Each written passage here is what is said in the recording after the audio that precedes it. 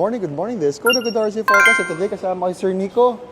And magpapaalam na siya sa kanyang baby. Baby ko na. Nagpaalam ka na ba dyan, Sir Nico?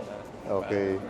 So, ang ganda ng kotse niya na 2021 MX-5. No? Miyata sa lahat ng tao.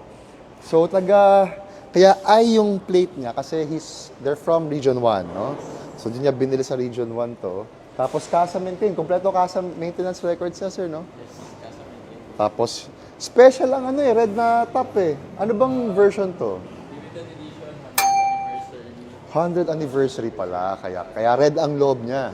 Sa buong Pilipinas? So, in the entire Philippines, 24 units lang ang ganito. 100-year anniversary ng Mazda. So, kaya special ang top niya. Usually kasi black ang top eh.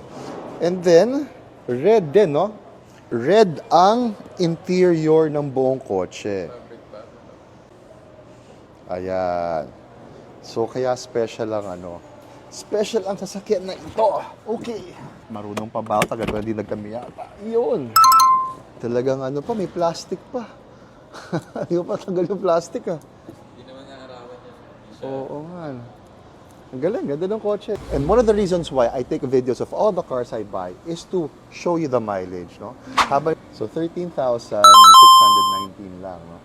So, dito pa yung mga plastic ng ibang mga panels ng car, no? Ganun ka-alaga si Sir Nico.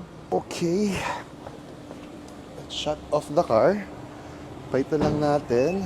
Kakamiss magkamiyata. So, niloloko ko ng staff ko dati na hindi daw bagay sa akin eh. Pero bagay sa akin. Gusto ko nga i-try ulit. Mag-ikot-ikot tayo mamaya. So anyway, Sir Nico, thank you so much. I hope you had a good deal with us. Yes, it was a good deal. Tagal na rin namin nag-uusap eh. Ako ba yung best price na nag-ano sa'yo? Best price, yes. Kasi rush din eh. Yeah. Pero yes, good price sila. Thank you so much. So if you're looking to buy cars and sell cars, just come to All Cars para we can help assist you in buying your car. So Sir Nico, thank you so much. Miss Mika, thank you so much.